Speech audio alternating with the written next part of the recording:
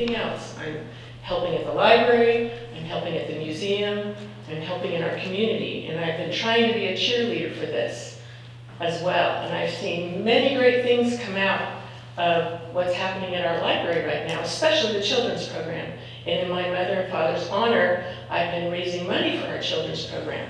So I do strongly support verbally and on Facebook, everywhere, our library, because it is very important and very essential.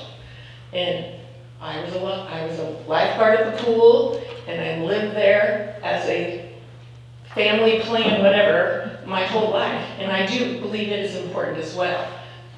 But it's not open as long as our library is. And I think our library is very important. Right now we share our librarian with Orland. Everybody's part-time except for our one full-time employee. And since our children's librarians come, many great things has come from a part-time employee. So what he said was true. By increasing her to a full-time employee, that would make an even greater benefit. Plus all the other things that you can have and get here at our library with computer skills, employment skills, the cooling station. That's just one of many. So I only found out about this about 3 hours ago, or I would have been way more vocal and a bigger cheerleader out there amongst the masses. Please consider it in your budget. I understand budgets are tough, but the library is very important. Thank you. Anyone else? Hearing none, we'll move to item 5 on the agenda, the workshop number 2. Ray Brown.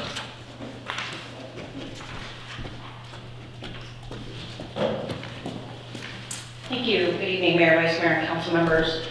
So as you may recall, on April 11th, we had the first workshop and went through some of the items that each department feels like they need. But we also talked about the concern and issue for the future of the budget and facing the structural deficit that the city has. And so I recommended the time to come back and strip some things out from what was proposed on the 11th, which I've done, and have a longer conversation about possible cost-saving measures and revenue-generating opportunities as well. So with that, kind of looking ahead and next budget meetings as well as your feedback and direction. I also want to just say that this particular meeting tonight is just what I view as one in a long set of conversations that are going to have to continue. There's no action tonight. It's a study session. It's a chance to ask questions and have a conversation with each other as well as with staff. And I'm sure we'll be doing this more than once in the coming months. So with that, the Community Development Services budget, these are the items that were listed in the last budget presentation on the 11th, and we stripped that down. The GIS update is needed because of the general plan amendment, and so in order for our land use zoning maps to be consistent with the general plan that was just updated and approved by council, we need to update the GIS and zoning maps. And in general, chemicals have gone up and increased. There is also, as discussed before, the recommendation to cut out some of the items that we were not able to purchase this year. I can certainly talk with, depending on the conversation we have tonight, talk with our finance consultant and see whether or not we can keep some of those things in there. They are pretty important, but like I said, we're also trying to get back focused on making sure that the budget is as balanced as possible with using as little general fund reserve as possible. For the fire budget, the contractual services, most of those are actually already built into the budget in the mid-year with Andy. We did strip out the security cameras and scene lighting. There's some funds from another line item for at least one of those things that the fire chief would be able to move forward with for the scene lighting, and just recommending that we keep in the keyless station door locks and the apparatus bay cabinets, as well as our contribution to the CalPERS retirement for volunteers is a 50-50 split, actually with the rural district, so that would cut what was on the April 11th presentation of $4,200 to $2,100 contribution from the city. Marty, before you move that, can you move back What is the total 15,100? What does that signify? That's the total of 8,000, 5,000, and 2,100. Okay. All right. So I just totaled it at the end of each slide so you could see, and then there'll be another grand total at the very end for each department. So these are just the new items proposed. The library budget, last time you saw there was moving the children's librarian position to full-time from part-time, and the recommendation is to not move forward with that. The equipment maintenance was up $2,000, was actually left out of last year's budget by mistake, and so we're just proposing to bring that back as it has been in prior fiscal years. And then for the council identified budget items from last time, of course, the council already approved the $200,000 for moving towards the swimming pool repairs, which staff is already working on a scope of work for that to go out to bid. And then there's the full-time recreation director position as well. So in conclusion, the new proposed expenditures from what was presented on April 11th reduces from $733,450 to $337,100. While, you know, this is part of keeping the trains running, so to speak, it will continue to decrease the general fund reserve. And so if we were to move forward with this budget and these items, then in the presentation by Mr. Heath, when he comes back, he would adjust the financial forecasting model to show, again, what using general fund reserves would look out in the future years. And the last thing I mentioned here is that unless there's some other direction tonight from council, these items that are listed here would be in the draft budget that Andy would present on May 22nd, unless you give some other direction this evening, things you want to see or remove. And then of course there's still, we're not asking you to approve the budget on the 22nd. That wouldn't be until the end of June, but this will be the first time getting a look at the draft budget for the next fiscal year. Can I ask a quick question? Certainly. Is this operating shortfall predicated on existing or last year's revenue? The shortfall, The 337,000, is that based on using last year's revenue number or our projected revenue number? no, it would be. This is a projected Just expensive. 23, 24. So this would again be using more general fund reserve than what was predicted during the mid-year budget. So because these are new items, and I mean, Andy's projection is going to have a built-in escalator for the sales tax. That, you know, he'll have a modest escalator increase of probably 2%, a modest increase that's permissible for property tax. It'll be another 1.5% to 2%, but depending on what HDL, our contract consulting services, provide us for numbers and projection for the future years. So those will be future very modest projections in revenues, and that will also impact the financial forecasting model. But this is an additional expenditure in addition to what you saw on March 28th in the mid-year budget. Yep. So that's, you know, this presentation is sort of a two-part series. The first half is just talking about the immediate future and next year's budget. This next half is really talking about the longer-term issue of the structural deficit and looking at future possible cost savings as well as revenue generation ideas. Before starting on that though, I wanted to just kind of, as a reminder, this is a chart of a typical California city revenues and how much of those revenues are unrestricted. I want to call your attention to those in particular: utility user tax, sales tax, property tax, and some of our other taxes that sometimes we have in our budgets. Again, this is not Willow's budget per se, but it's a typical California city budget. As you can see, in a typical city, roughly 36% is unrestricted funds that you can spend at your discretion however you want. The rest of the budget and the revenues are restricted funds like sewage, for example, that we have here that you can only spend on sewage-related activities. So it's really, at the end of the day, it's not very much money that we're actually talking about that's unrestricted and can be used on anything in an average city, California city's budget. So some of the cost savings opportunities, if you will, is library funding and the cost sharing between the county and the city for the expenditures and the budget of the library, the rural fire districts, the cost of the contract with the rural fire district, the water enterprise fund, which we've already all talked about, that has a modest operating deficit, and the cost allocation of public works staff time to various funds.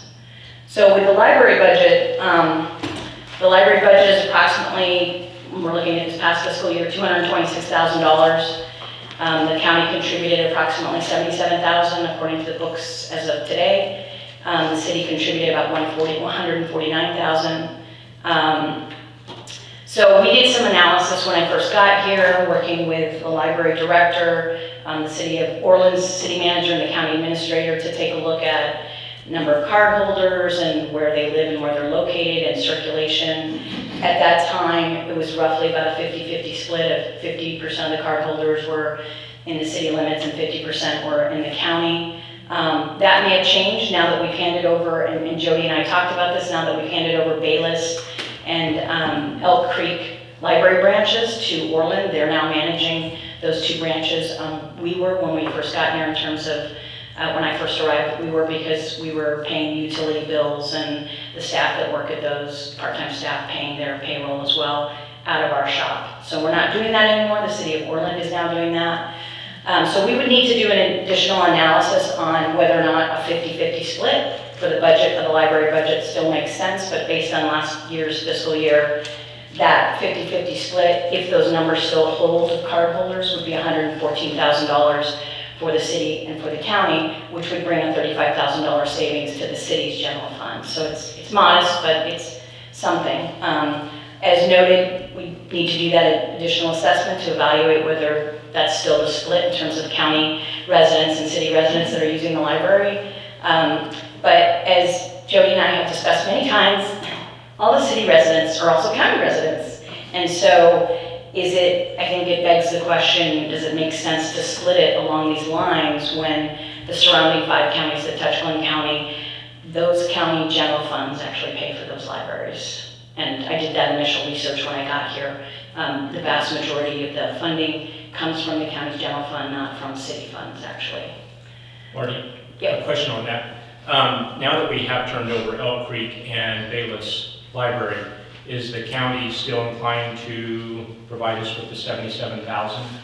That's a great question. I won't know until that's an increase from prior years. Like when I got here the first year, it was closer to, I think, 53 or 52 or 53,000 was the contribution. And the county administrator, working with the board of supervisors, was able to get that bumped up to 77,000. It's kind of an annual negotiation. We haven't started those talks yet, but it's a really good question because it may go down. Do we have any idea of what those 2 libraries was costing us? I mean, it was obviously a pass-through, but do we have any idea between PG&E and staffing, how much that was? I think that those 2 were about, one was 15,000 and one was 10,000 roughly. So is it like that would have bumped up this bottom line budget of 226 by maybe another 25,000 approximately. And so now we're not managing the utilities and all the payroll and that kind of thing. Okay, thank you. Yeah. So the rural fire district. So this is another challenging but opportunity also. So the rural district's annual contract with the city is approximately $34,000. It's a percentage of their assessed property taxes. And the city's fire department budget is $580,000 roughly. And we respond as part of our contract with the rural district to all of their 911 calls, which turns out to be on average 20 to 25% of the calls per year are in the rural district. So if you just take a percentage of the city's fire department budget of 20 to 25%, the contract probably should be more like 160 to 145,000, depending on actually how many calls, the call volume each year. That would bring the potential savings to the general fund again of 82,000 to 111,000 annually. But wait, before we go there. So the relationship between the city's fire department and the rural district is complex. And for example, even though the contract is the amount that I just stated of roughly 34,000 is what we get from the rural district, The rural district does share their equipment and apparatus with the city and vice versa, so there's a shared in-kind kind of contribution and relationship there. And probably some other opportunities the city might want to take a look at, like a joint powers authority between, for example, the rural district and the city. And then, looking at ways to provide more sustainability and equitability financial equitability in terms of fire and EMS services for both the city and the rural district. Another opportunity is Prop 172. The rural district could get additional monies from that prop, which could help them contribute more to the bottom line of their contract with the city. And then there's Fire Recovery USA. We wanted to mention that too because that's a cost recovery, insurance recovery program that we use in the city, but we're also using it in the rural district. And in the rural district, when we use it, the city, when it's successful, we get 100% of that Fire Recovery USA monies also. So that helps with the contract of the rural district. Marty, how much have we got so far using this contract with the USA? Nate, do you want? Right around $60,000. 60? And when did that go in place? I forget. May of last year. May of last year, so basically a year. Yeah. Okay, thank you. Mr. Mayor. I'm sorry, you're going to say something there? Well, yeah, I had a question for Nate. I think you'd have the Yeah, answer. I did also. So. My question would be, I know we spend a lot of time responding to Kanawha Fire District. And is there any reimbursement for the cost of going to the Kanawha Fire District? I know So- it's mutual aid, but So right now, we're just going mutual aid, so there's automatic aid and there's mutual aid. Automatic aid would be as soon as we get called, as soon as they get called, we get called. We were doing that for a time, and now we're no longer doing that. We're back to doing it just under mutual aid. And when we go under mutual aid, there is no reimbursement. okay. Gary? Yeah, thank you, Mr. Mayor. Yeah, my question is for Chief Monk as well. Yeah, Nate, Prop 172 funds, are you aware of the rural district? Do they pursue any of those funds? So the way Prop 172 was written, Prop 172 was passed in 1992 to try to subsidize to try to offset some of the budget cuts to public safety that were an unintended consequence of Prop 13 and then ERAF. And the way it's written is that all of those, that's part of that half-cent sales tax that's built into the 7.25% sales tax that we all pay. That money, when it's received, goes to the state. The state then gives that money back to the county. And then the county has to put that money into a restricted public safety augmentation fund, and then they distribute that money as they see fit. Right now, a very small portion of that money goes to the special districts. I believe Willows Rurals gets about $2,200 a year, which generally pays for the A87, which is the cost of the county doing books and stuff like that for the rural. Yeah, thanks, Chief. Yeah, thanks for the background on that. Because there are other rural counties neighboring us that their fire districts receive a much larger portion of money. I believe Colusa County Yes. receives about $300,000 a year of it. One of the other things that is a problem with Proposition 172 funds here, specifically in Glynn County, is that the county doesn't have a county fire department. When you look at, say, Tehama County or Butte County, they have Butte County Fire, they have Tehama County Fire. So that's a county-funded fire protection organization where their county is paying for fire protection. Here in Glynn County, there's very little fiscal investment from the county for fire protection. Yeah, thanks, Chief. Yeah, unfortunately. Do you know what the total amount of Prop 172 funds are currently in the county, or what the county receives? Don't quote me. It's somewhere, I want to say for 22-23, it was somewhere around like $2.9, $2.8 million. Really? And Willows Rurals receiving how much? 2,000. Interesting. Okay, thank you, Chief. Nate, I've got a question. Yeah. Please. How does Colusa County, because Colusa doesn't have a county fire department, how do they reap such a large amount? So their board of supervisors basically elected, they could kind of see the writing on the wall with some of their smaller districts. They have a similar problem that we do. We have very rural districts. that cover a very large geographic area. And they could kind of see the writing on the wall that Prop 13 wasn't keeping up with cost of doing business, and they my feeling is that they saw that if they didn't step in and start assisting some of these special districts with funds, that some of these special districts were going to start going belly up. And so they tried to get ahead of that, because the alternative to a district closing and not having fire protection would be, much more expensive by having to contract CAL FIRE to come in, or paying another entity to come in and operate that service on behalf. Okay, I'm sorry, maybe I didn't understand the verb. So you're saying Colusa County received $300,000 from Prop 172? So Colusa County, their Board of Supervisors made a decision to allocate that $300,000 to the fire districts specifically. So how did their Board of Supervisors get a hold of this $300,000? Did our Board of Supervisors have that luxury as well? So the counties receive Prop 172, and then it's the county's discretion how they give it. So in most counties across the state, it's a very contentious issue between law enforcement and fire.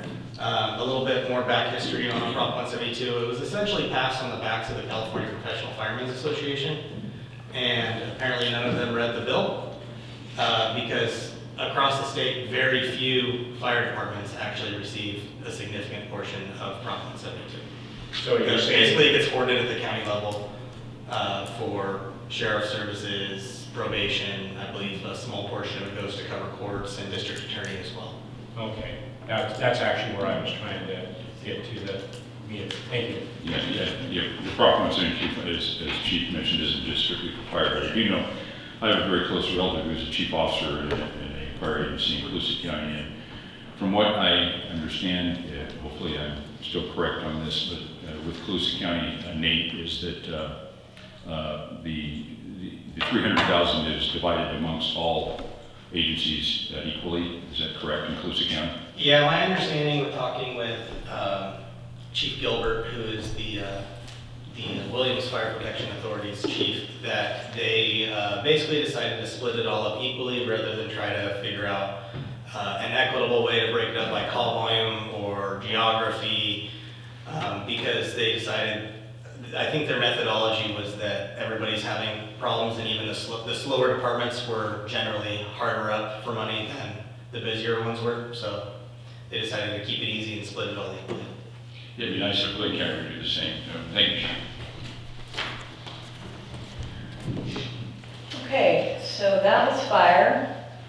The Water Enterprise Fund, as we've discussed before, is operating in a slight deficit, and the revenues for this last fiscal year were just over $6,000. The operating budget was just over $19,000, with an operating deficit of just over $13,000. And just the issue of transferring over to Cal Water, as we've discussed, and it's going to be coming before the council, would be a one-time expense of ARPA funds of approximately $550,000. And so that's a one-time expense, but after that, future costs and savings to the general fund would be a little over $13,000. And we just wanted to mention that we did discover that historically chromium-6 has been found in city-owned wells at higher levels than federal standards permit. So that has been a past situation. So it could become, if the city kept the wells, it could continue to be a problem in the future. Allocation of staff time. So this past fiscal year, we've been allocating about 25% of the public works staff time. This only includes the 5 public works maintenance workers, the superintendent, and the mechanic, who also does some level of maintenance work as well and on call. So that's 7 people. That their 25% has been allocated to the enterprise fund or the sewage fund, which is all salaries, benefits, pension, and health insurance rolls up to about $122,000, and the general fund has experienced the rest of the burden of roughly $368,000 and change. If we looked at reallocating the maintenance workers' time salaries at the general fund more like 25%, the sewage fund more like 35%, and gas tax fund, which we have not historically used, but we can use for salaries and benefits. We could reduce the burden on the general fund and have a savings of roughly $245,000. I just want to also point out that I know cost allocation of public works time has been a point of concern before, and we have been tracking the amount of time that maintenance workers are spending on sewage versus other non-sewage related activities, and it is greater than the 25% that we're allocating at this time, which is why we're suggesting that we could look at allocating more of their salaries and benefits to the sewage fund, and we could also look at using the gas tax fund. Now, keep in mind that these numbers do not include any staff allocation of the rest of us who work on things. As a city manager, I'm involved in the enterprise fund and sewage. Certainly the finance department is, and has things to do related to accounts payable and other aspects of managing the enterprise fund. There is no allocation in these numbers here of those staff people that would be involved, nor is there the community development and services director who's over public works. So these numbers could potentially be greater, but the flip side of using the gas tax fund is that there would be less money for street repairs because we'd be using it on salaries and benefits. So for revenue generating measures, there's updating the master fee schedule, the impact fee schedule. There's a cannabis dispensary that's not online yet, but was approved by the council and hopefully will be online by the end of the calendar year.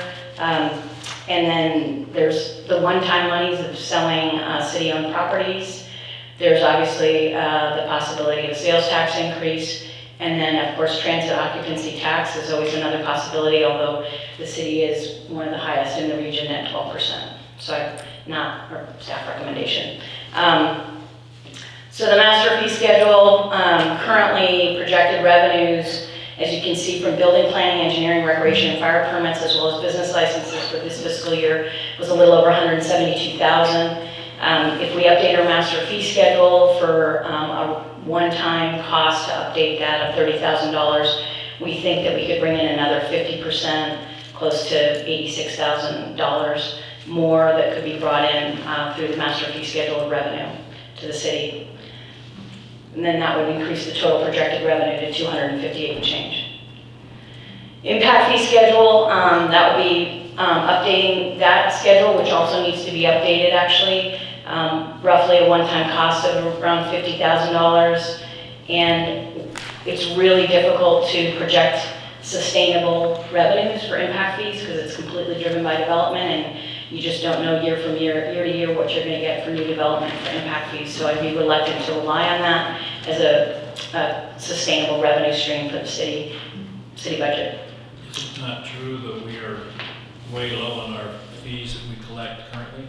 Not in the master fee schedule or the impact fees? In the master fee schedule. Yes, we are considerably low, and we possibly could do better than that, but you know, in talking to the building official as well as the city engineer, we kind of went with a little bit more conservative number because there are years when you get a big check, for example, Rumiano cheese and Jack in the Box, and then you're charging against that over multiple fiscal years because Jack in the Box, the $30,000 we got from them was 2 years ago, but we're still charging against it.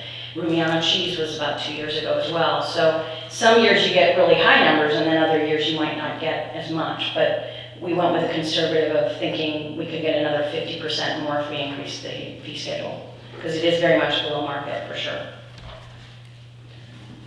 The cannabis dispensary, the dispensary projected that they would be bringing in revenue of $25,000 a month to the city. So quick math, $300,000, but that's kind of unknown and unreliable because they're not online yet. It's not been built. We haven't seen the revenue. So again, relying entirely on that is, I would just caution the city. The sale of city-owned properties, we identified about 8 potential properties that the city could take a look at and consider disposing of. Mostly vacant land other than the 2 residential houses that are right next door to City Hall. And it's hard to project exactly what kind of one-time monies those would be, but we came up with sort of a conservative ballpark of around $1 million.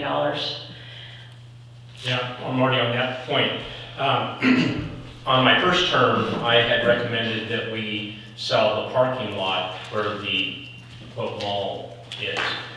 We decided as a council to sell half, so we sold half of it to Alsco Geyer. We still retained the other half. One of the concerns that I had then and I still have now is liability for one, maintenance for two, and it also ties the hands of the individuals that own that property that they can only do certain things. I know that one of the developers was talking about, and forgive me, I don't know the proper verbiage, but business in the front, residential in the back type of thing. And if memory serves me right, planning said that that wasn't an option because the city owned the parking lots. So again, that would be something that I would ask that we would look at, is selling those properties, because when we look at the power bill and we look at the maintenance, and if anybody walks over there, there's a lot of liability. So Right, and we didn't do any analysis on the potential cost savings of lights and irrigation, like you're bringing up. That's a good point. There could be cost savings there. yeah. And like I said, the two homes just to the south of us, I know what the intentions was years ago, that we had this big plan that was going to build this big civic center and all this, but that's money that we could use. Right. Thank you. That's a good point. Thank you. Okay. So, all of those savings that I just went through, their potential cost savings, right? And some of it requires negotiating the county with the rural district. So it's not just a silver bullet there, but that totals around $461,000 and change. And that does not include the one-time projected, very loose projection of revenue from sale of city-owned properties. So, sales tax increase. So if the city was to entertain the idea of sales tax increase, could look at a half-cent sales tax increase, a 0.75%, or a 1 cent. And these projected revenues are based on what our neighbors are currently generating, which you'll be seeing in just a minute. So 1.1 million with a half cent, 1.65 with a 3/4 cent, and 2.2 million with a 1 cent. I just threw in this slide of just kind of a sample of the kinds of things, like what the difference in price would be for a grande Starbucks latte, or a gallon of gas, or toilet paper, and how that would change the cost with each of the various sales tax proposals or potential there, including a dozen donuts at Donut Wheel to go, of course. So who pays Willows sales tax? The Willows sales tax, according to an HDL study that was done in 2022, February, 52% of the sales tax here comes from Willows residents, and approximately 48% comes from non-Willows residents. Looking at the surrounding region, I just kind of went up and down I-5 and a few other places that are roughly an hour to an hour and 15 minutes away. As you can see, pretty much everywhere except in this first slide, except for Reading, has a sales tax. 0.5%, 1/4%, 0.5%. In Corning, at Orland, and Williams, it was very easy for me to get those numbers because I know the city managers, and so I just shot them all an email, and they told me that in Corning it's 1.4 million that they generate, Orland is 1.2, and Williams is 1.1, and that's annually. And in this continued slide, you can see again, But there's one point, Corning has a lot of vehicle sales, I think. That probably changes that number. The population of Orland and all the different businesses, so there's, these numbers are skewed a bit because of population. and that's precisely why the projection that I came up with was 1.1 million, which is closer to Williams because they're 5,600 population, so I thought that might be a little closer to us than Orland and Corning. I see your point. And Chico just increased theirs 1%. Correct. So again, you can see everybody here except for Yuba City has an additional sales tax, and in some cases 1 and even 1.5%. So you saw these slides last time. This is from the March 28th mid-year budget. I just threw them in again in the event that the council wants to revisit any of these numbers. Of course, this will all change with the new budget, and Andy will show you those numbers again. I do want to mention one thing that you actually brought up, Mayor, earlier, and I did include this, and you are correct about, let's just go back.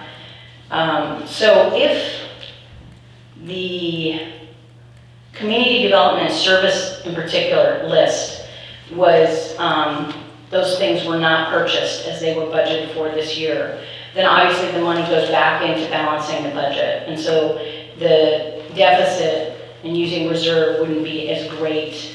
And I think that's what you were asking me kind of before the meeting. It wouldn't be as great as I was originally projecting, because you'd be taking these monies that are in this year's budget and flowing it back into balancing the budget if we didn't do them, if these things were not purchased, right?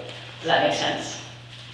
Well, when I looked at the budget for Pat's department, the dump truck and the side-by-side were not listed as an expense, but they're coming from some other fund, like gas tax or something. I don't know where they're coming from. ARPA, they were coming from ARPA funds. That's the hardest part I have in trying to understand this budget is where's the money coming from, which fund.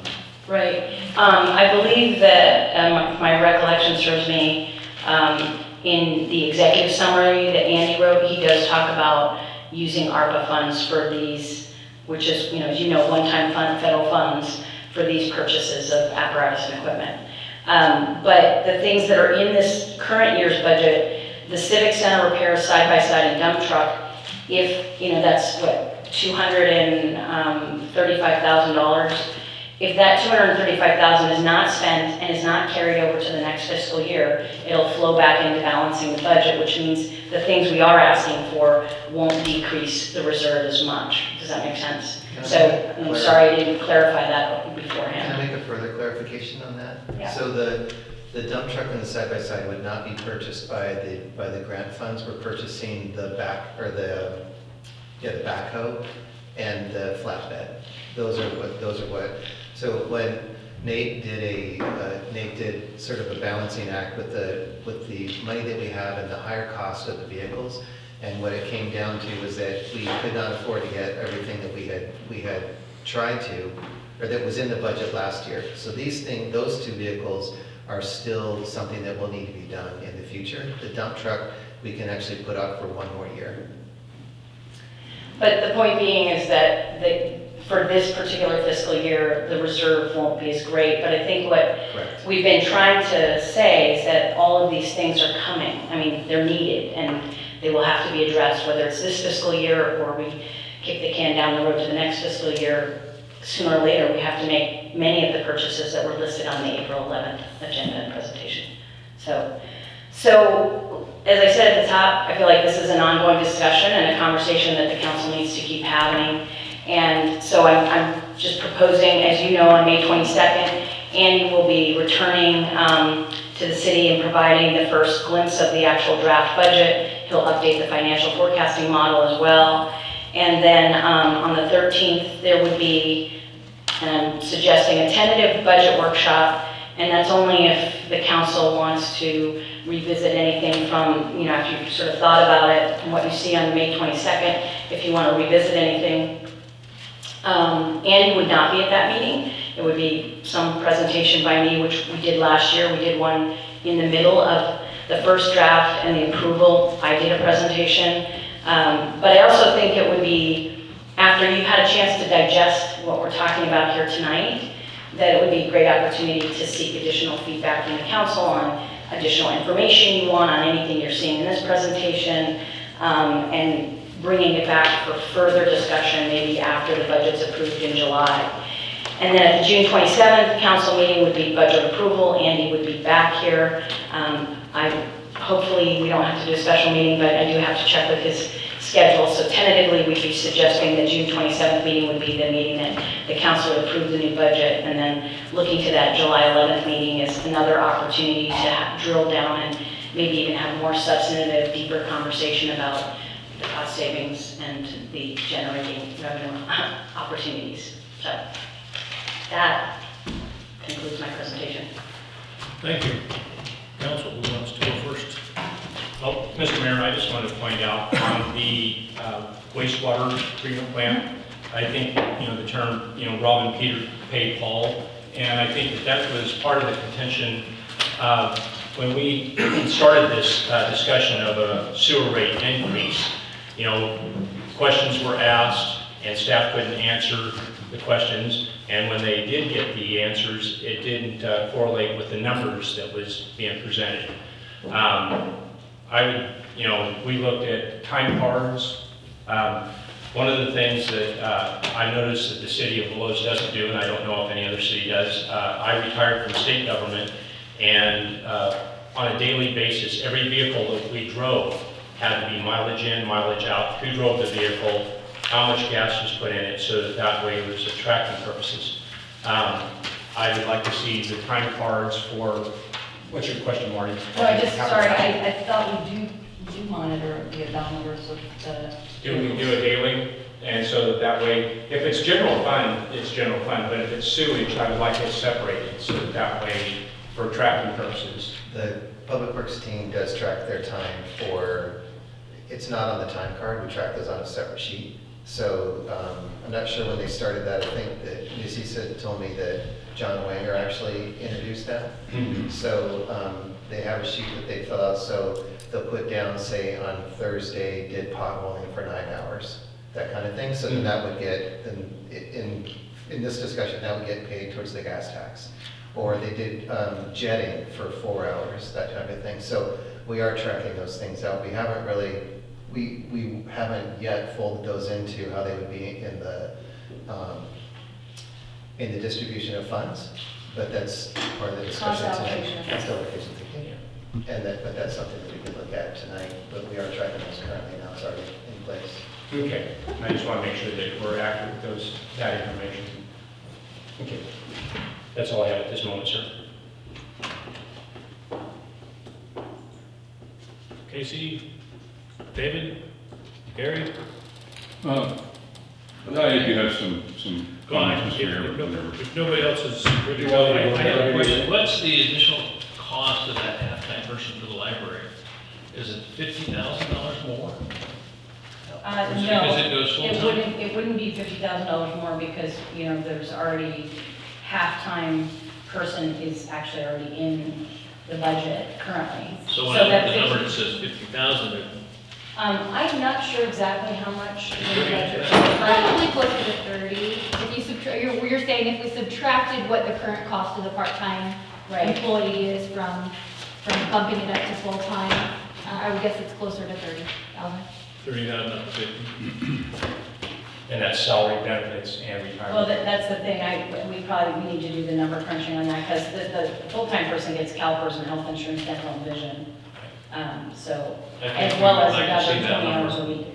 And Marty, for clarification, new hirees, it's just the medical is for the employee, and then the additional for family if they had a family. Is it Currently, it's the employee gets 100% health, vision, and dental, and any additional dependents, it's a 50-50 split between the city and the employee. Yeah, so that can adjust that number as well. Correct, yes, Okay. that's true. And I don't know whether you have this answer or perhaps our new attorney has the answer, but under PEPRA, when I was at the city training, and I asked the question, I noticed that the city is paying FICA, Social Security, as well as the PERS retirement.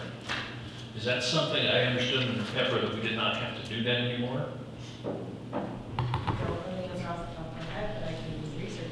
Can you find out for us, because it's another 7.5% that we're paying to Social Security, and I'm not sure about, I mean, that's 7.5% at the bottom of the page. I don't know if we can change current employees, Probably not.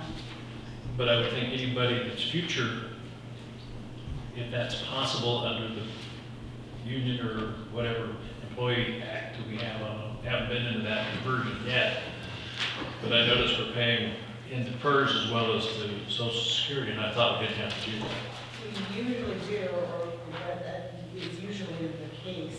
So where did you hear that you did the I time? think the California City's training, Okay, there was no specific new law? it was under PEPRA, they kept calling it. Do you remember what it was called? Either one of you who were there? I can look at my notes and I'll send it to you. I'm just curious if there were new additions about. Public employees, something, something, something. And I thought, well, that's 7.5% that we could save going forward. Because I know that the benefit of hers is pretty nice. Well, you're talking about the classic and the new pepper, is that what you're? Something like that, yeah. I guess they're gonna look into it. I think I have another question. We're gonna Yeah, look that's at. interesting, yeah.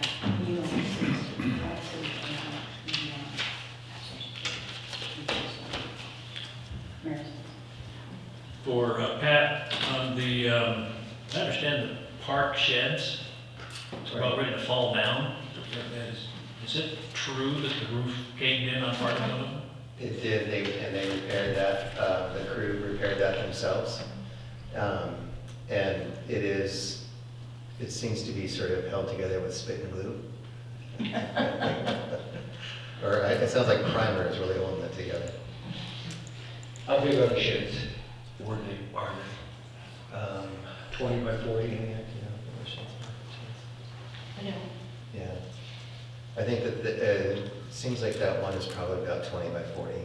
And which shed are we speaking of, Pat? Jensen Park? Oh, okay, Jensen, because I know that we have a number of different sheds throughout the city for Wells, Sycamore Walking Park there's a shed there. Right. Is These are the ones that shed secure? Mostly, yes. They're behind a gated chain link fence, and then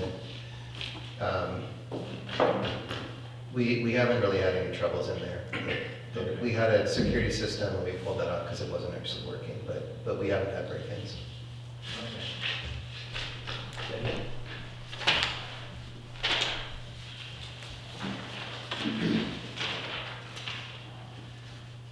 On the sales tax revenue, part of my campaign was I'm against any sales tax increase. My primary objection was I didn't want to create a sewer or a sales tax increase that would be an incentive to send people to Chico. But if Chico's it's 8.5 or 8.25 now. 7.25. No. I mean, pardon, 8.25, 8.25. I've kind of lost part of my argument, especially with looking at seeing if it's all over there. So I have to revisit that for myself and take a look at that.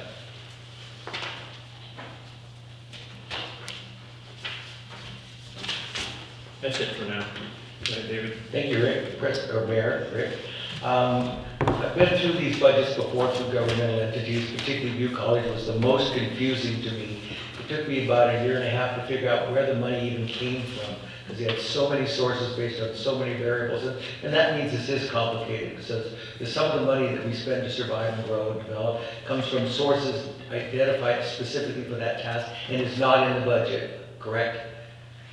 Well, everything's budgeted for, the revenues are there. So you budget the revenue, but it's not connected to the general fund, maybe that's a better way. It's very much connected to the general fund, yeah. I mean, I actually just had this conversation with Lori today. I realized that we don't have the detailed revenue detail sheet. You have all the expenditure sheets, you don't have a revenue detail sheet in the budget, actually. And I went and looked at Andy's, I have the original Excel spreadsheet of the forecasting model from Andy, and there is a list and a tab with all the revenues, which I would want to add to this coming year's budget, so you can see all the sources. But in the meantime, I think I probably should just make you a PDF of it and send it to all of you, so you can see what the whole list of sources are. Thank you, because truly working on the revenue side has merit, especially to the extent that we might be able to influence the revenue side through the citizens and through the leaders of the community. So I would like to see not only what they are based on today, yesterday, projected, however, but identify, as you did here, where's we might be able to leverage them by some mechanism. how much overtime is in the budget from wherever we pay overtime, whether it be fire or the sheriff contract? Does the sheriff contract have a variable wherein they can charge us more than the contract because they run a bunch of overtime? No, it's a straight flat amount, yeah, But the fire department does have overtime. correct. So I'd like to see all the overtime that we spend as part of the budget for the city and where it's occurring. And then, of course, the next question might be why, but for budgeting purposes, one of the first things we do in private enterprise when things hit the fan is we freeze overtime. We lock her down, or we manage it to So, the extreme. With fire, so the two areas that mainly the city has overtime is fire and public works. Okay. And so with fire, you gotta have somebody covering every shift. Somebody goes on Understood. vacation, somebody's sick, that's not really. Understood all the reasons for overtime. Option. Just And want to then- see how much we're spending. Right, and in public works, we have to always have somebody on call for Understood. emergency. The last thing I want is for the pool project not to get done because we didn't have overtime to do the paperwork. You definitely don't want sewage backing up on your street, That- either on a Saturday when nobody's on duty. So- Anyway, it's an unidentifiable expense. It's one of those things that you wake up one morning and you have how much overtime? Since you want to talk to that, Nate? I was just gonna bring up one thing. So the fire department this last year has had a ton of overtime. Thank you. The reason why that overtime has been there is because for the majority for the entire fiscal year, with the exception of about 3 months, we've had a vacancy. Sure. So we've tried to damp as much of that as we can by me working some of those, fair amount of those shifts. But the goal, as long as everybody stays happily employed at the city of Willows, that overtime is going to be reduced significantly. Well, thank you for your effort.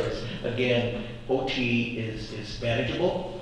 There are reasons why you have it, and if you're addressing the reasons instead of explaining the overtime, then there might be more efficient outcomes. Since 9/11, as we all know, police and fire have had pretty much carte blanche in the public world, in the public arena because of sympathy and all kinds of reasons that are not good economics, but they make you feel good. So it is an area to look at. It shouldn't be outside the realm of trying to manage the funds and running the city, and I thank you for that. And I was thinking, and I did this analysis, I hope it's right. So if I made $150,000 as a city employee a year, and if my benefit kick is 33%, that's 200,000 a year. And if I worked for 20 years, that'd be $4 million, but I'm gonna get paid for 40 years. So how much did I make that year?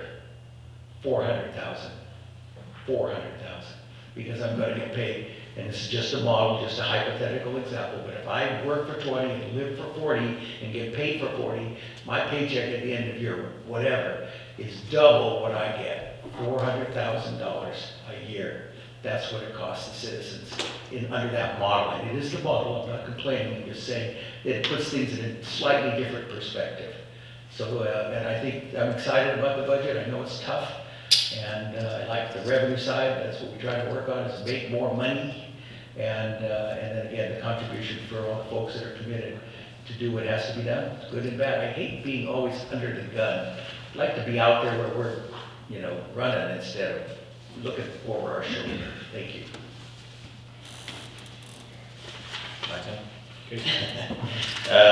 Yeah, I've said all along, we have to increase the revenue side. I agree with you, David, other things are gonna get more expensive. I've said it 100 times, we're getting creamed by every city around us as far as the services we provide and the level of what we provide them at. And to hear that the ship's barely running as is not good, right? I don't think you're gonna get any sales tax increase passed while we're still not providing those services, just the promise that, hey, we're gonna still keep not doing as good as everybody else. I'm not saying that's a lack of effort on your guys' part or anything, or on staff or anything, but it's just facts. You see Orland do other things, and we always get compared to Orland, that's just how it goes. But Calusa, Corning, everybody's providing a lot more on a daily, weekly, monthly basis than we are as far as recreation, libraries, you name it pretty much. Revenue has to increase. We all agree on that. And like David said, and I was thinking that as we were going through this, all we ever see is how much we're spending. We had a very rough, hey, we might make this much this quarter, how this goes, but that's not how any of us run businesses. I run multiple warehouses. this year. You know, revenue is an important part of the budget. We got to know what's going on there, where we can capitalize and where we need to do a lot more work. So I'd also like to not redline that full-time library employee. You know, I'd like to see hard numbers on that. You know, not ditch it right away. Yeah, I think we have opportunity on some of our impact fees. I asked to go over that to maybe get some of these other things we're looking for. Maybe, you know, I don't know for sure, but I feel like there's opportunity there. I like the sale of these 2 properties and some other ones we're just not going to use. I like that idea. You know, we have to, in my opinion, get some of these projects like the pool, like recreation, like the library. We have to start providing these services and then say, holy, you know, we're not going to make it if we keep doing this, guys. You know, I think we have to go that direction and give the people their money back or their services for the money they're providing before we ask them for any more, that's for sure. Yeah, I'm glad we have a bunch more meetings about this so we can keep going over it, and I appreciate Marty getting us the revenue side. Yeah, that's all I have for now. If I may go back, I did mention sales tax. I'd support a 65-cent increase from 7.25 to 7.90. Stay under $8. Now, Marty, when is the new software going to be rolled out and get actually hard numbers from utilizing the accounting software? Hard numbers for what? Well, like you're speaking about revenue, being able to break down, you know, different departments, and that was the whole goal of getting a new, you know, financial software. Well, the program. revenue side, I mean, that is in the financial forecasting model, and Andy has all that dialed in. It's just not in a user-friendly format for all of you to access, other than me making a PDF and sending it to you. But you know how we talked about how the council could have their own interface, so they could go into Tyler, Right, the web base, right. and be able to look at different things. Moms can't do that, but Right. Andy has all that information. I mean, he's got all the projections. It was my understanding, though, that we was going to get training. When is that scheduled? The council? Yeah. Not until we've actually installed the Tyler, and we're not there yet. Okay. But they've been training all this week in finance department, and they are going pretty gangbusters. I mean, that we're trying to implement by the beginning of the new fiscal year, which is a really accelerated pace. I don't know that we'll be able to do that. Lori, I don't know if you have an update in terms of when that'll be implemented or executed? They're not sure yet. Yeah. It's a little early. Okay, so the chart of accounts has just recently been completed, but there's work still to be done there, and that's the, you know, individual budget line items. We were able to extract all of that from moms and give it to Tyler. They've done analysis on it, Andy's done his part on it. There needs to be made some more adjustments. We were a little bit behind schedule, a couple weeks, probably 2-3 weeks behind schedule on that. But we're kind of getting back up to speed and getting on schedule. And the finance department is starting to get training now on it. But it won't really be up and running, and I think ready for council to be able to activate and use the Tyler interface until sometime in the second, towards the end of the calendar year, really, I think is what we're looking at this point. Okay. Another thing, Mr. Mayor, I wanted to point out, I appreciate the sample of sales tax increases, which was the small amounts, but real quickly, and I hope my numbers are right, if an individual bought an $80,000 pickup, which is pretty commonplace now, at 7.25%, that's $5,800. You raise it to 8.25, it's now $6,600, which is an additional $800. A $40,000 vehicle is $2,900 at 7.25, it's $3,300 at $40,000. So, you know, looking at the small nickel and dime things, you know, yeah, it's not a huge increase, but when you buy anything that, you know, is a large ticket item, and it's to my understanding when we was trying to pass Measure H, because it would be a city sales tax, only the citizens of Willows, the residents of Willows would pay that sales tax. If you live outside the city limits, Northeast Willows would not be included in that sales tax. So if they bought a vehicle, that would not be included in that. Let's say they buy it in Chico or wherever, it doesn't matter where the sales tax. Quarter Chico. So Pardon? the vehicles go back to where you're from, Your county, right? But everything else, anybody buys a latte at Starbucks in Willows, it goes to the Yes, city. yeah, that's, yeah, I was getting at that. The fact is, the small ticket items, but I'm saying that the larger amounts, So I just wanted to point that out as well. Of course, most of us don't buy a car every day, but I buy a latte, 3 or 4 times a week, and some of us buy donuts pretty frequently. I don't eat them all. That's a guilty conscience right there. Well, if I may, again, the sales tax, 40+% is paid by people who are not citizens or not in our city. Many people, far too many, we've said for the last 2 decades, go to Chico or somewhere else to shop and pay whatever the sales tax is there. Or online. Yeah, or online. So I just can no longer feel bad about creating a revenue that a 60 cent or whatever you get to 7.90 would produce for what we need. And it would keep the library staffing for sure. And so I'm going to campaign for that.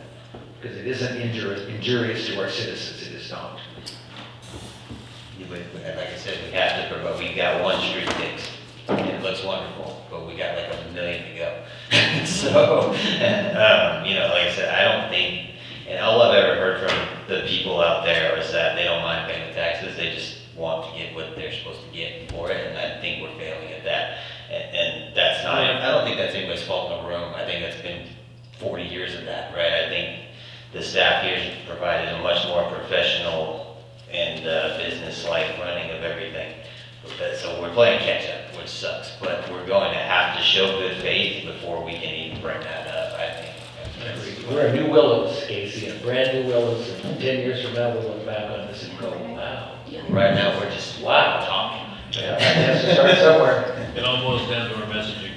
Mayor, could I make, librarian? Absolutely. Okay, just make a comment really quick. I can't remember the location off the top of my head, but it was within, the last few months, one of the California libraries shared that their location successfully passed a tax, and they had specifically called it like the 3 R's. It was reading, recreation, and roads, because that's what their community had identified as, the most important issues that really needed funding in their location. And it was obviously, it was well supported and well received. From everything that I've heard, those seem like 3 of the most important things that come up in Willows also. So looking at what they did and how they were able to be successful in passing that, or what maybe needs to be different here, it just seems like something that would be a good fit also possibly for Willows. Let's sign her up as our campaign chair. Sounds like she's a marketing expert, how to sell. That's good. Gary? Yeah, thank you, Mr. Mayor. First off, I'd like to thank Marty for the budget presentation tonight. Very interesting information.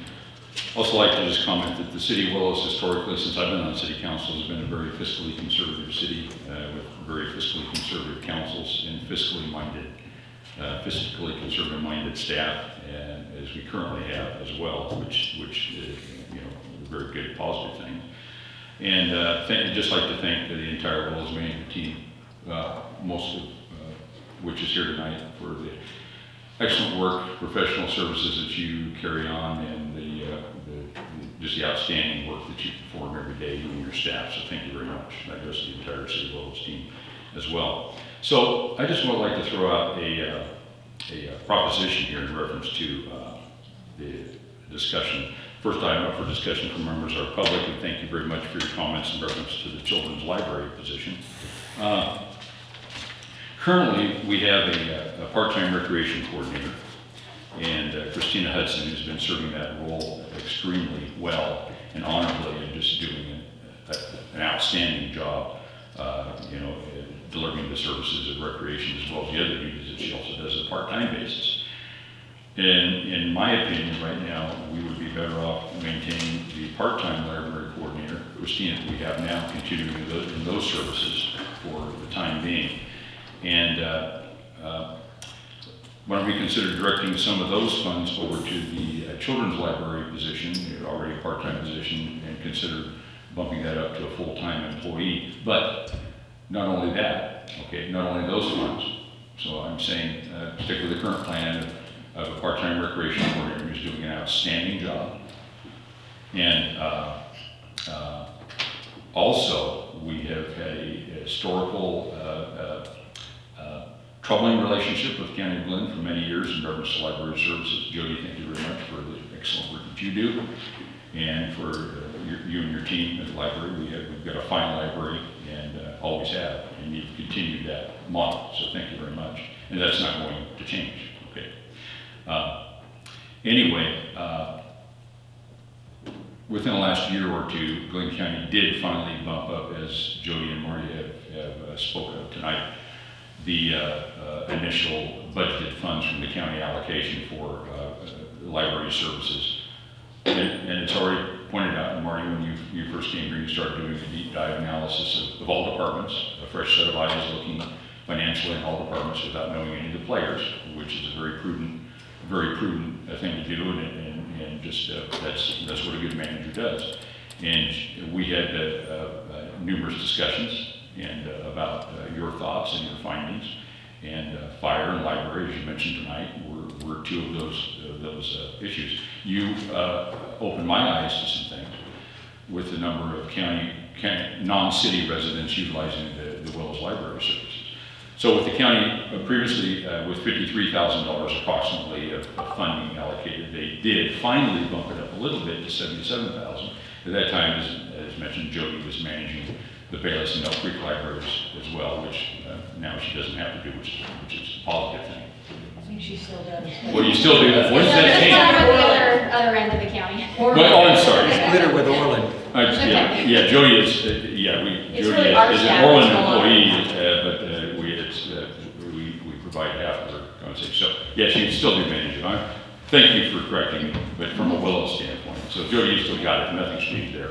But anyway, so, you know, the county hasn't been a good partner, and they need to pay their fair share, and they're still not.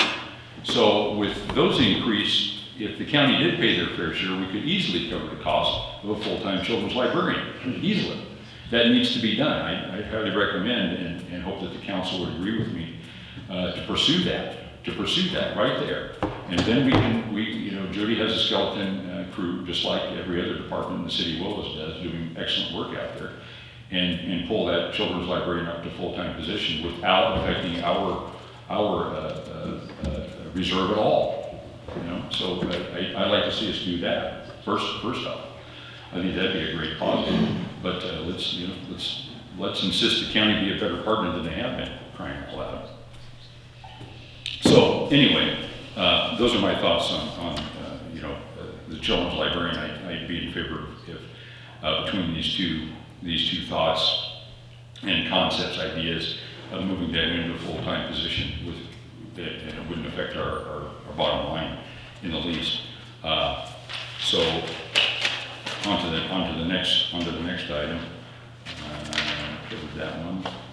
And Pat, you mentioned earlier in discussions about, we discussed potential ARPA funds, potential grant funds for the dump truck. And what did you say earlier tonight in the meeting? Please remind me, refresh my memory on the dump truck was redlined. It was previously approved, and the funding source was going to change possibly. So where are we at with that now? So last year, the council approved a dump truck, a flatbed, 2 side-by-sides, and a backhoe. Right. But the costs that were budgeted were not commensurate with the costs of those vehicles. So in the meantime, Nate had gone after some grants and was successful. So those grants that he has it's a 50% match for us. We pay 45, they pay 55. So we bought 1 side-by-side. That's the only thing we've had so far. But you have a truck that's coming and it's ordered, and that should be coming in any time. Then we have to upfit it, so that will be part of that funding. And then the backhoe. The backhoe is way more expensive than what was budgeted. So those 3 vehicles will basically wipe out the grant and then our match. Okay. And so the dump truck is not being included in that, and neither is the second side-by-side. But the dump truck does need to be considered in the following year's budget, so it's probably good that we're talking about that now, because the one that we have will be timing out. For various reasons, including a lot of hours on the dump truck, and also did you have something else? Well, part of that can come from the sewer fund because the dump truck supports the sewer. Yeah, portion of it, yeah, sure, no. You know, thank you for refreshing my memory on that. Because like you said, we're going to need a dump truck, and if you can put it off one more year, that's okay, but we just can't forget about that and utilize those funding sources. But, it's got a lot of miles, got a lot of hours on it, and plus the diesel retrofit, is that part of that issue with that dump truck also, Pat? Well, the dump truck we intend to buy as a whole package. What we're buying, the flatbed we're buying is just a chassis, and so then we need to fit that with the dump bed. Okay, very good. And we've acquired one side-by-side, so that's fine. We can live with postponing the second side-by-side for now. But something we've been kicking down the road for many years are civic center repairs. This building, we can't have it fall down. I've said that before. Repairs are due. There's been patchwork on it, and patchwork, but we need to protect our buildings, including the park sheds, which is, thanks to your team for, making the repairs to keep them standing, and a little more secure. But those are things, as you mentioned before, they need to be done. They just need to be done with whatever funding source. Let's not forget those items. Marty, thank you for your comment in reference to fire department, and Chief Monk, thank you for your comments and answers also. We have a jewel of an organization with the Willows Fire Organization in total, and let's not mess with it, okay? And the rural district is cash strapped, just like so many volunteer districts are. And the rural district is a great partner, and of course they operate as under one roof with Chief Monk and Chief Parizio running both operations under the Willows Fire umbrella in the City of Willows building, and with the equipment sharing. And it's just, I can't say enough about the Willows Fire Department and the personnel staff. It's fantastic. Keep up the good work. Let's not mess with it. I know Marty appreciates your ideas with in reference to cost saving measures. All valid statements, all valid ideas. But moving forward, Chief Monk is. I know you've done an amazing job in securing grant funding, and I thank you for all the grants you brought in. I know it's a lot of work, it's a lot of management work to bring those in. You've turned into a fine grant writer, and thank you very much for that. You brought Willows Fire and other city departments a long way, financially with those talents. So thank you very much for the work you're doing, and enough said with that. Let's keep Willows Fire. And appreciate the volunteer or the rural board for paying for one half of the volunteer CalPERS retirement. The stipulation, what are the final after full service, a minimum 20-year full service chief at age 55 or 60 to receive $100 a month, correct? Yeah, so you have to have 20 years of service, and then you can't start drawing it until you're 60 years old. And if you have 10 years of service, you get $50 a month, and if you have 20 years of service, you get $100 a month. Yeah, it's at least something, so it's something we need to keep doing. So thank you very much. I wanted to point that out too.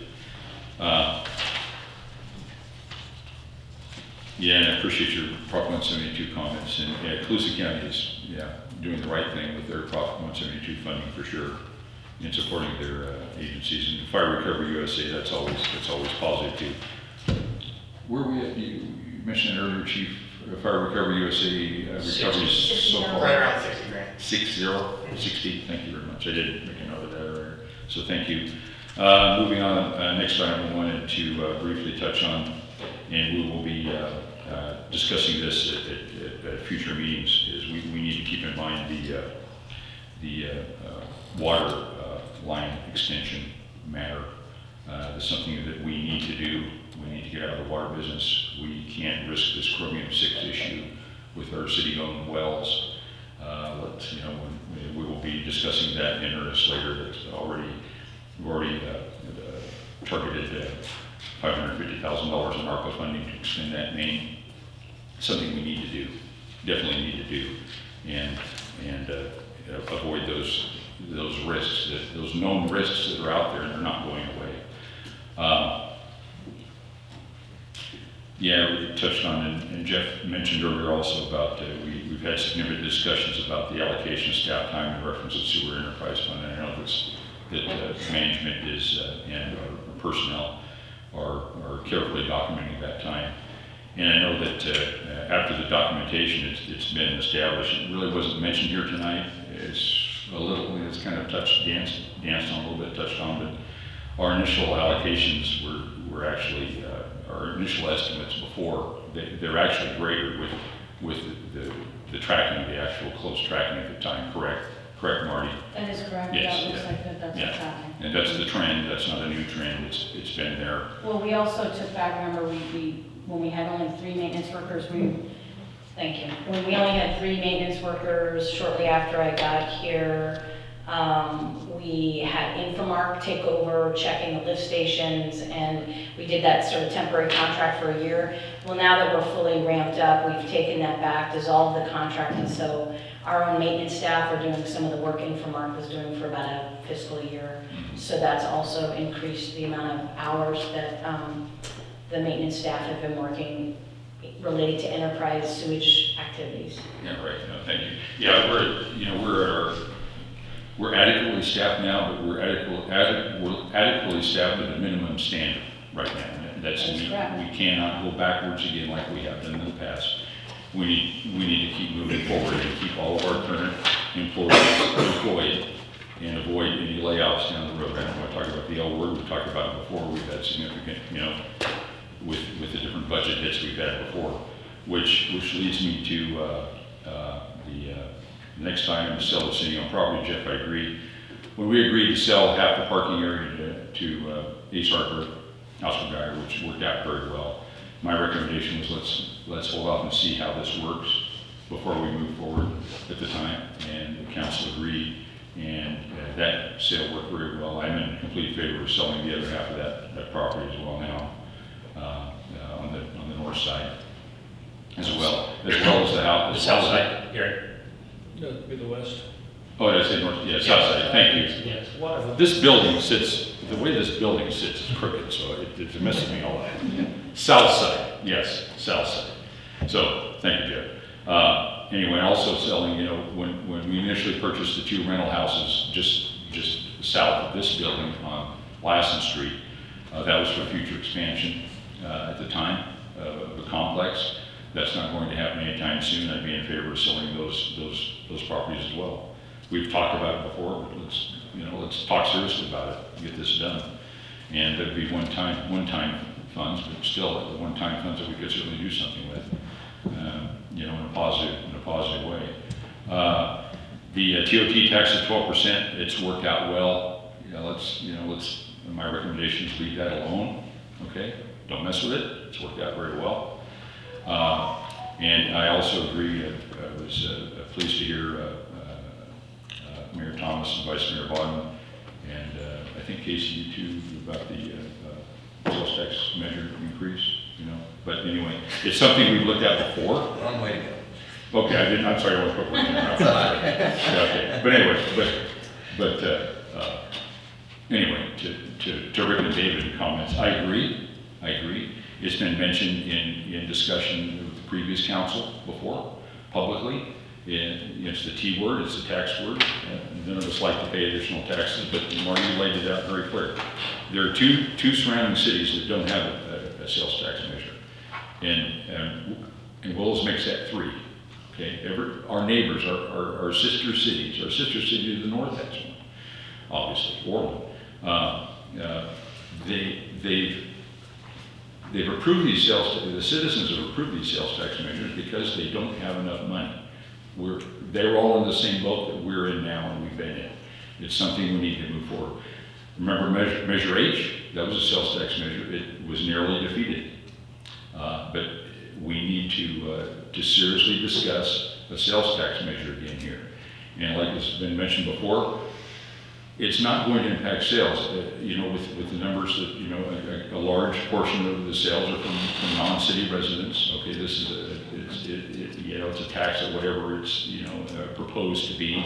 It is what it is, but it's going to beneficial uses within the city for needed city operations. You already mentioned our unrestricted funds is at average citywide is at 36%, which is about what Willows is at.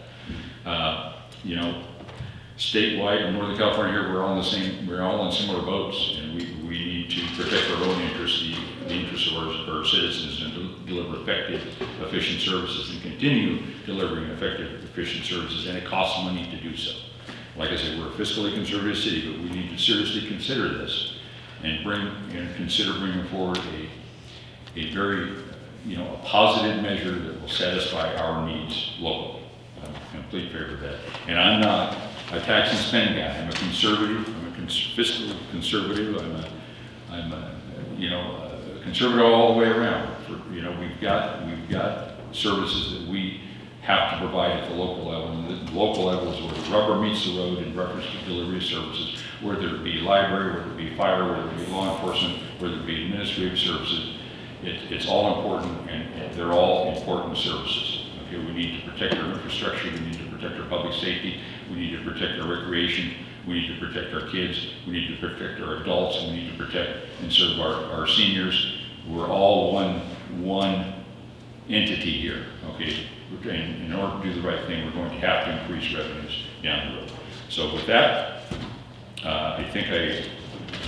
Rick, I think I finally got to throw my points. So, but anyway, and also in agreement, in previously approved the master fee schedule update Rick mentioned earlier, our numbers are extremely low. We need to come into the year 2023 like our surrounding neighboring cities have as well, and keep those items, line items budgeted. So that's all I have, Mr. Mayor. Thank you very much. Thank you, Marty.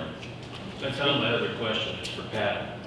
You have on here that's been redlined, $100,000 for center repairs. I've seen comments with regards to repairs. Do you have a list of what those might be? That'll be denied. It breaks down to the air conditioners, for the HVAC units up on the roof for both the city hall and the library, and for the library doors. However, library doors are being picked up by another fund. I think the air conditioners are too, aren't they, Jody? Only for the library side. Yeah, on the library, so it would only be half of them. So And the fascia- that's just air The conditioning. other fascia. The fascia has to be. There's a lot of dry rot. There was a lot of dry rot. It's actually, the fascia really needs to be replaced. I agree, you can't keep kicking down the road, and if there's certain things that, by not taking care of it, causes further damage, we gotta be taking a look at what those are. So I was gonna say, if you have a list of what needs to be done. We started looking at ways that we might be able to save money. We have, Natisa and I started talking about maybe our crew replacing the fascia, but then they have to mix it into the other routine work that they do normally, and then the tree trimming, and all that stuff. So it's not that they can just stop for a week and then replace all the rotted wood. So it'll take a little something. Oh, there's a process and It's an a option. pace under which everything gets done. I just don't want to ignore something that could be, I'll use the Oroville Dam problem. They could have spent $50 million fixing the spillway, but instead they spent $500 million because it broke. Right. I don't want to be penny foolish or pound, or penny wise, pound foolish, whatever that line is. So I just want to make sure that we don't do something like that. I'd like to ask the service clubs to help us with stuff, because there's so many really great people in these service clubs who would love to do something if we could arrange for them to do it. It won't cost us anything. I'm sure we can find some fun things for them to do that'll be productive in these schools. Audience have a lot of money. As far as the recreation goes, Gary, we got like quarter-time staff on that now, and whether, I don't want to talk about the specific employee, but what I hear from the people that actually use the services is that it doesn't go that well on the back end, the customer end where they use it, right? So I don't think whether she's a great employee or not, obviously that short amount of time she's getting to spend there's no customer service, there's no further development of the department, which I believe is important. We had a great story from Carol Lemonager about all the programs she was running, and one of them led to Andy's movie theater opening up, because he would run movies for the park, and he would do that and do that and do that, and he really decided that he was doing a great job. And then that's how he ended up opening them up on his own. And we had a movie theater here for however, that's where I grew up basically. Those are the opportunities full-time rec directors give to the community. They give other people new ideas, more opportunities for coaches, other people, and they just give people structured activities to do, whether it's the kids, the youth, the elderly, the seniors. We need stuff for them to do. We are losing people left and right, and there's more mental health issues than we can shake a stick at. And speaking with the Glenn County Health Director, or Dr. Garrison, structured activities is one of the biggest factors that helps that. We can't ignore that, and giving a quarter time of staff time to recreation, I don't think is fair at all. That'd be part of our Imagine Willows program, right? As we expand the pool committee into a larger, broader perspective of how we can do things. Sort of, but we need staff to direct it. Yes, We need to be able to find funding for it too. well, Mr. Mayor, that's part of, sorry. go ahead. That would be part of their job, right? To create fees and revenue through their activities that helps fund their department. So, and again, there's a part-time person. Probably don't need a part-time person if we have a full-time person. That saves costs on that. It's the same as the other thing. I'm not against the library, but I think we should have another full-time library fund. But I think it's, before we start, it's the only piece of staff we have that doesn't have even a half-time staff. The coordinator does other things on the side, so I just want to bring that up. Can I just quickly comment? And I totally agree with you. That's what volunteers are for. But we gotta know that she needs the help.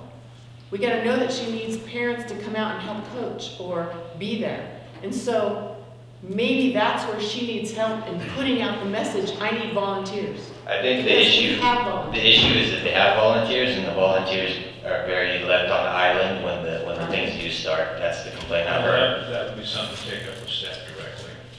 Okay, but that's what I've heard, and so that's where we're at. I heard, so. Then let's help her. So now that everybody in the audience has had a pleasure of time listening to all us talk on, does anybody like to have a comment about what we've been discussing? Mr. Ross?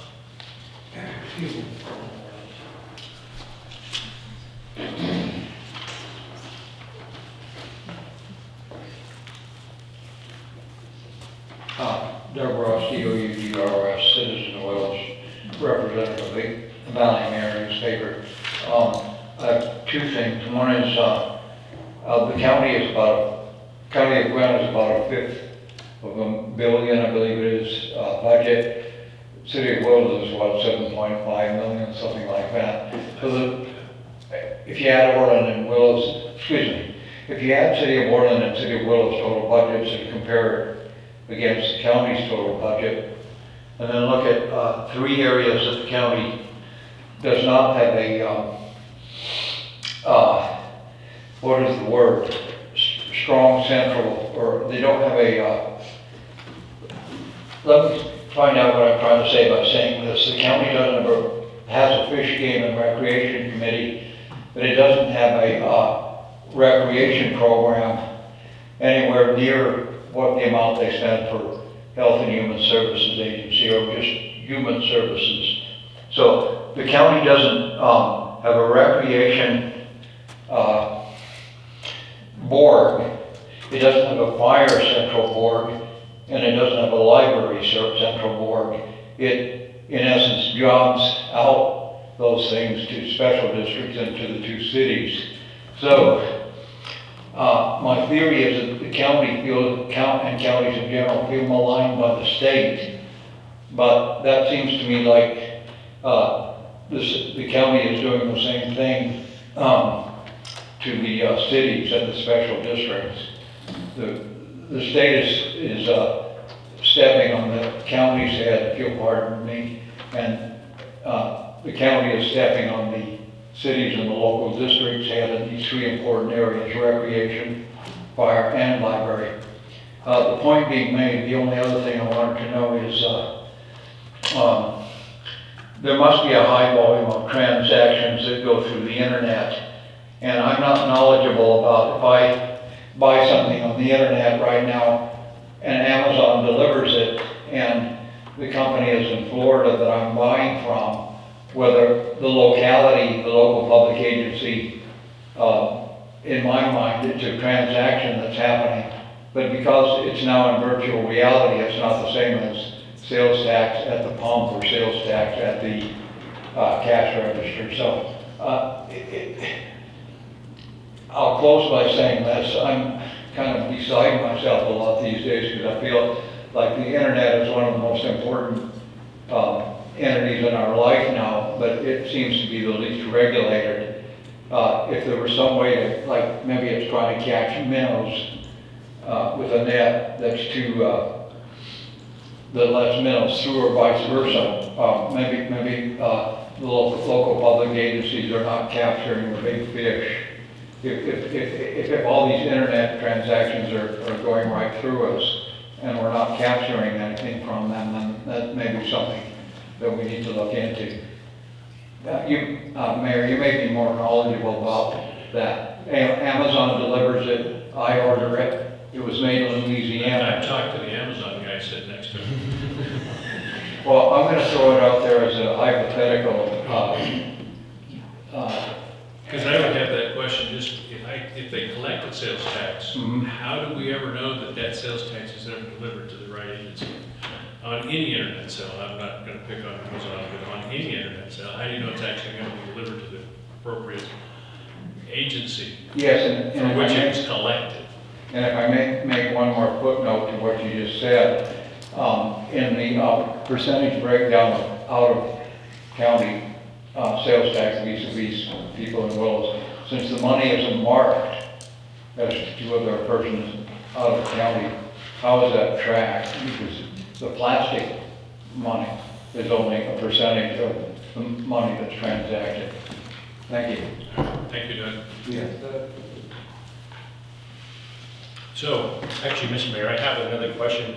Marty, I was just looking at it's on page 22 of my computer, but I don't know what, it's discussing the sales tax increase. It's projected that a 0.5% sales tax increase would bring in $1.1 million. But if you look on page 25, Orland is at 0.5%, and it shows that they brought in an additional 1.2 million. I don't see how those numbers can be that close when Orland's sales tax. So 1.2 in Orland, and then where was the other one? On page 22, 22. when it says revenue generating measures, sales tax increase, projected 0.5% sales tax increase, 1.1 million. a Right. year. So what I'm saying is if we're projecting we would get an increase of $1.1 million for 0.5%, I don't see how that Orland, which theirs is 0.5%, they're generating 1.2 million. How is that even? That's what Pete told me. Yeah. So Well, I'm just curious how because, that could be with their fuel depot and everything that they, brought in. There's a huge amount of, when they went into Measure A. well, we that also was have a all- Walmart, they don't have it, we've got hotels and, It's only 100,000. So, I mean, I guess I used Williams 0.5% because that population's 5,600 and it's a little bit, smaller population, so I was trying to be a little more conservative, and they, with a 0.5%, are generating 1.1 million a year, so I used their number and followed that more than I did Well, the Orland number. It looks like Williams at 8.25? That'd be 1%. But they have special tax. They have other taxes that are not, that are not theirs. There's a county tax, there's this, I don't remember off the top of my head, but that add up to the 8.25%. Their actual tax that the city itself gets is a 0.5%. Oh, okay. Yeah, that's just confusing Some- because it some- shows 8.25, so that'd be 1%. I'm just trying to show you their total tax that they have, but what they actually get is the 0.5% that is 100% goes for them. So if a 1% sales tax, would that all go towards the general fund? Or does 1% somebody general else sales take a tax piece of is that? 100% goes to the general fund, 100% goes to the city. Okay, so You don't have to share Williams, that. they're saying that they have multiple They have a special tax. taxes? I don't really care what Yeah, it says. I mean, We they, can other cities sometimes have other special taxes that are in addition to maybe the county, or there's a special district that is an overlay on top of them.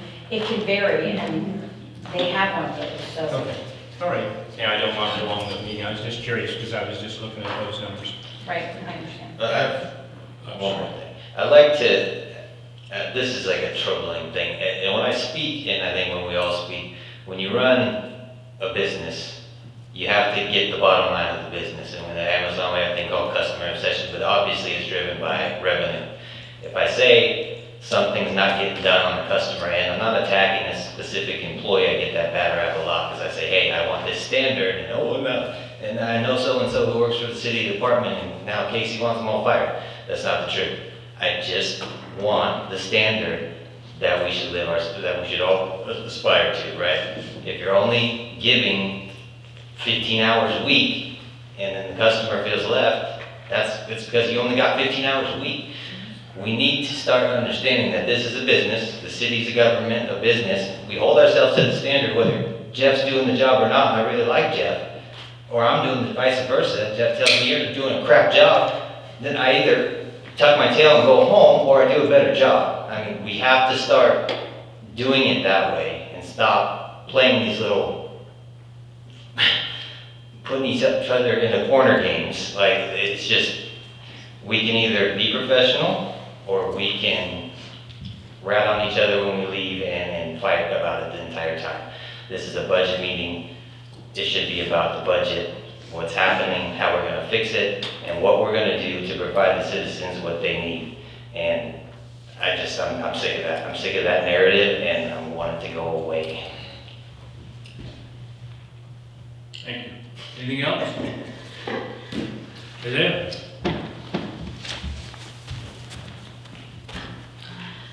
So I know you guys aren't decide anything about the budget at this meeting, but I highly urge you guys not to do the sales increase, because if for the 1%, if you approve the 1%, it's going to be a we would face that again. If someone buys everything that's on this example at the 1%, they're going to pay an additional $1.72 more. And I think that's $1.72 they can save for a rainy day. So I highly urge you guys not to do the sales tax. Thank you. Okay. Do you have something more to add? Yes, I do. I'm still Janice Smith. Casey, I totally agree with you. I think we should have a full-time rec director and another full-time children's librarian.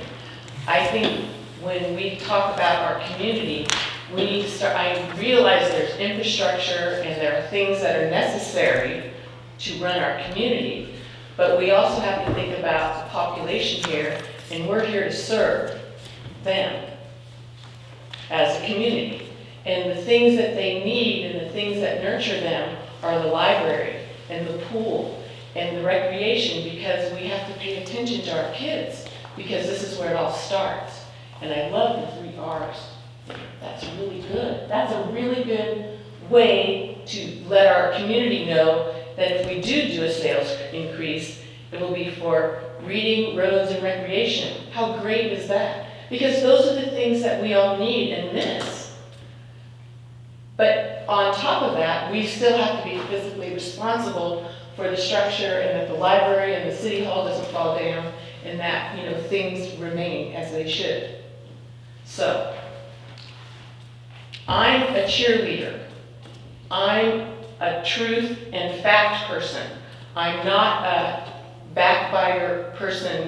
When somebody says something negative about the town that I've lived in since 1964, I'm like, where are your facts? You're saying that this is happening. What's the real truth of your rumor? And so that's what I'm for. I want to make our town great. I've lived here pretty much my whole life.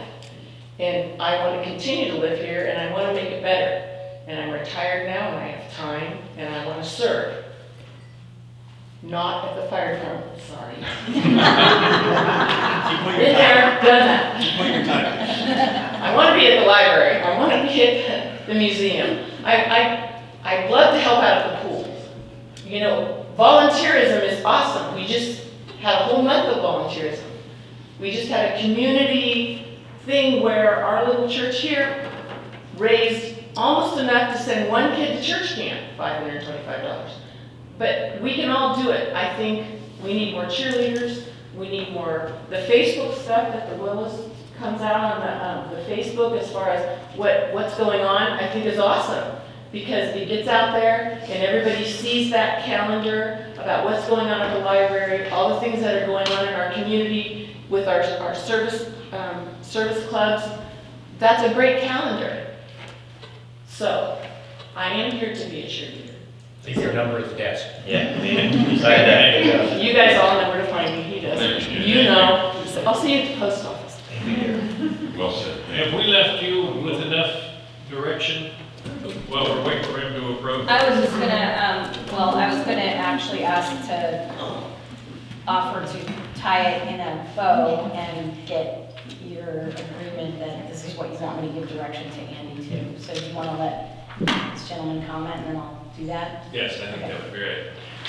I'm a cheerleader too. I was born here a long time ago. What was that? You're older than me. Oh yeah, a long time ago. I want to thank the council, I want to thank the Yes. staff. I think too that what we're trying to do is not to compete against each other. We all want part of the pie. And what eats us up anymore is staffing costs, especially department heads. Okay, they're worth it, but we have to keep that in mind, all right? If we're looking at a position, what is the estimate for a full-time rec person? Was it 90,000? Correct. Okay, what's the amount of money for a full-time librarian?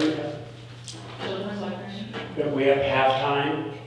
To go from like a half-time to full, we're thinking anywhere from about 20,000 to 50,000, but Okay, so there's a different huge difference there. So if we have to pick one, especially when you look at how many people a full-time person affects year-round, not just during soccer season, not during baseball season. All those things are year-round, if you add them all up. And so we have to figure how we can do both. But I'm not in favor of a full-time rec at the cost. It's gonna cost that much either way, and if you wait for a while. What I'm saying is, I'm all for it, but not at the cost of the library. We've always taken the cuts. If you look at the history, we've taken the cuts. And to have someone else take the cuts for a dime. The recreation department has 0 employees. Then take it from somewhere else, but don't take it from the library. Okay. We're not I taking- think, I think we offered And I appreciate it. a bunch of requests Sure. and heard you on the library. Marty, you want to wrap that up? Sure. So what I think I heard you say is of all the things that I slacked in red from the previous April 11th meeting, that we should probably direct Andy to leave in the civic center repairs and to maintain the full-time recreation director, which was not slashed out, but I just wanted to state that, and to increase the children's librarian to full-time. And I think that was everything that I heard in response from all of you. And then have Andy, put the model together, bring it back, and you can see what it looks like and see where, he will be updating the financial forecasting model, and you can see the direction that it will take the city and how it impacts the longer-term model, and you can make a decision from there. Because again, you won't be asked to approve the budget on May 22nd. I mean, you can if you want, but probably be good to digest everything he has to say and look at the long-term impact and then give further direction at that time. Sounds good to me. And that included looking at the OT costs, right? That's in there. I have a to-do list of things that Okay, you'd so all like we me don't to need take to a go look through all at, that. and that was in here, yes. Yeah, Mr. Mayor, Marty, did you mention the approximately 20,000 shed repairs as well? I did not get that, did you want that added? Was I that- don't think Pat wants it added, do you, Pat? No, I'm sorry, did you say was that one of the things that you had said, Gary? I didn't Yes, hear well, that. sheds are all down, but Yeah. Okay. as long as it's secure, I don't know the condition of the point, but I've heard that it was in dire repair. It really needs repair. Dee's has been talking to me about that since the very first day here. So we could add that in and see how. Included. Yeah. We how it can looks. always redline it Mhm, as correct. further on down the road. And if we're gonna say sheds plural repair, how many? maybe everybody knows but me. I think there was two that needed We it. can take a look and try to get a better cost for this for the model. And I have one more thing. I brought up the question of the FICA in CalPERS, and our ever-efficient attorney sent me an email that said, after a brief search, I found you are correct in this, that city does not have to pay both the FICA and into CalPERS. Let me know if the council wants to explore this more with further discussion and research. So I throw that to our council members. Yes. Yes, Yeah, that's interesting, Rick, because previously that window was closed, so it's apparently been I reopened. understood it was Pepra from 6-7 years ago. Yeah, Pepper came in effect, and Yes, Sure. that would be our request. Would you like to hear what the chief learned recently about that? He was gonna share it earlier, but I wanted you to keep talking. So, I'm not an expert on this.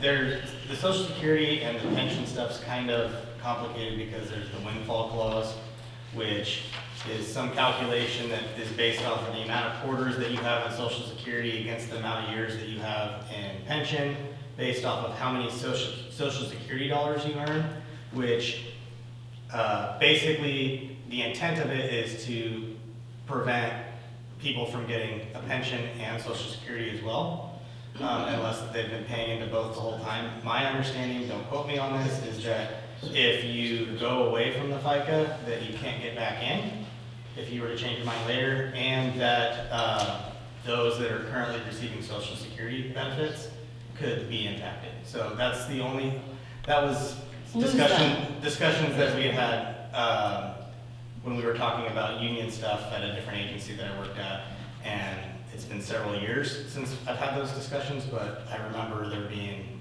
some of those hiccups in there. So if I was working for the city and I was in the CalPERS program for 10 years, and then I left the city and went into the private sector and was earning FICA, Social Security, I can't see how that would be a problem, but.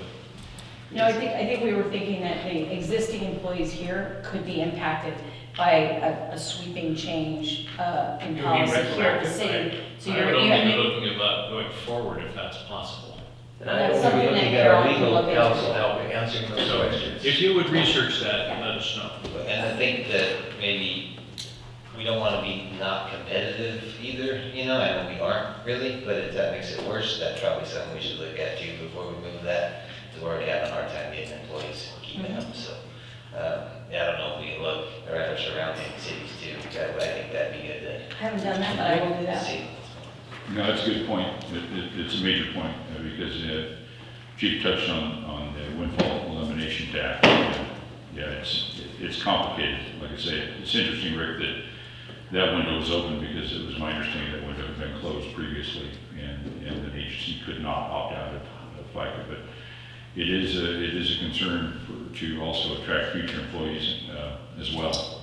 You know, so. It was just something that they were talking about it when we were at Cal Cities, learning about what we need to be as city council members, and they were talking about PEPRA and the elimination of FICA, and I'm looking at the budget and I'm seeing that we were paying it. So I actually stood up and asked that question, and they said with that revision of PEPRA back then, you didn't have to do it as a city. And that's what my research confirmed just briefly tonight, that you do not have to pay into both. You don't have to pay into both as an employer. In fact, Reading doesn't, so I can reach out to them too to see how, if that's an option for Willows. Well, it's just a question that we should have on the table if we're talking budget shortfalls, and we can save 7.5% of our employee wages. Yeah, as you're a good, benefit. Rick. Yeah, absolutely. The first thing about doing a budget in hard times is getting rid of all the stuff you don't have to do. Geez, if we're paying money we don't have to pay anybody, that's off yesterday. Well, I think the point taken though is if we're going forward for future employees also, because Yeah, I wouldn't want there might be an to, issue there. I wouldn't want to, I don't know how you can legally go back. well, I don't think I'd want to. Yeah, I well, think I'd I'm want just to saying, I don't see how that's going even forward. on the table. Plus you have two bargaining units that meet and confer. And that's where I totally have not done any of that, so don't know anything about that. So we will, I would defer that to another day. If that's, Isaiah, you have one more comment? Yep. Smile pretty for the camera. One thing is, I'm not against the 3 hours, is it the 3 hours? The recreational, Roads and weed. yeah, the 3 hours, but I think there's another way we can get to that point without having to raise taxes, maybe fundraisers. But I am We need a big 100% on it. fundraiser. Thank you, Isaiah. Yep. With no further ado, at 7:26.